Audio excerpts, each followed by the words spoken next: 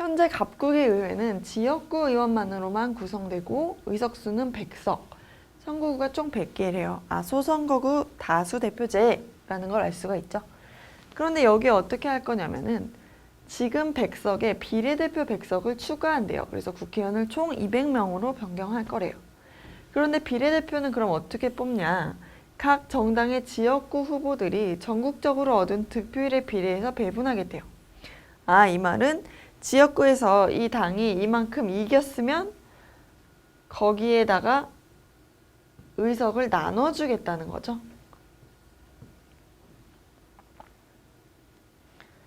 그래서 옳은 걸 고르면 현행 대표 결정 방식은 소수대표제다. 소수대표제는 지금 교육과정에서 쓰지 않는 용어죠. 중대선거구 다수대표제다 라는 건데 선거구 100개에서 100명을 뽑는 거는 중대선거구가 아니죠. 소선거구제라고 하죠. 그리고 다수대표제예요. 현행 선거구 제도의 일반적 특징으로 군소정당에 난립을 둘 수 있다. 이런 소선거구제 다수대표제에서는 군소정당에 난립할 수 없어요. 왜? 한 2%, 3% 지지율 받는 애들은 지역구에서 이기는 게 너무 힘들어요. 거대 정당들이 있기 때문에. 그럼 거대 정당들이 이기면 걔네들이 승자 독식 방식으로 지역구를 차지해버리면 그 2%나 3% 지지를 받는 애들은 국회에 들어올 방법이 없는 거예요, 아예. 그래서 이거는 군소정당, 작은 정당이 국회에 들어올 수 없는 상태인 거죠. 3번. 최근 선거 결과 득표율에 비해 의석수를 가장 적게 과소대표된 정당은 B당이다. 그런지 볼까요?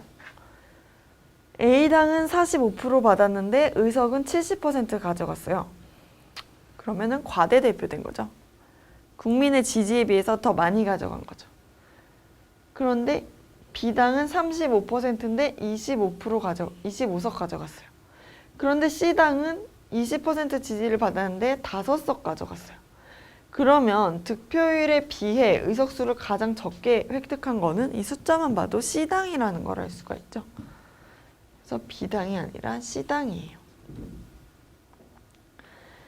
그 다음 4번. 변경될 선거제도를 최근 선거 결과에 적용하면 A당은 과반 의석을 확보하지 못한다.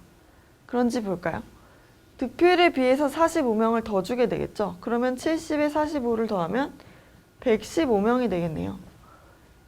그럼 115명은 200명 중에 과반수를 차지하는 거죠. 확보하는 상태가 될 거예요. 그 다음 5번. 변경될 선거제도를 최근 선거 결과에 적용하면 각 정당의 득표율과 의석률 간의 격차가 줄어든다. 이건 당연한 말이죠. 이제 비례대표를 실시하게 되면 그동안 과소대표되었던 정당 간의 그런 과소 형상이 조금 완화가 되고 정당의 실제 지지율에 근접하게 이제 의석수가 배분이 돼요. 그게 바로 비례대표제를 하는 목적인 거죠. 사실은 이 제도가 그렇게 좋은 제도는 아니에요. 왜? 국민이 국회의원을 직접 뽑아야 되는데 비례대표는 정당이 어떤 사람이 국회의원이 될지 정당이 정해요. 순서를 정해서. 우리 당이 몇 프로, 20% 지지율 받으면 한 4번까지 국회의원 됩니다. 우리 당 지지해 주세요. 정당이 이 말만을 하는 거예요.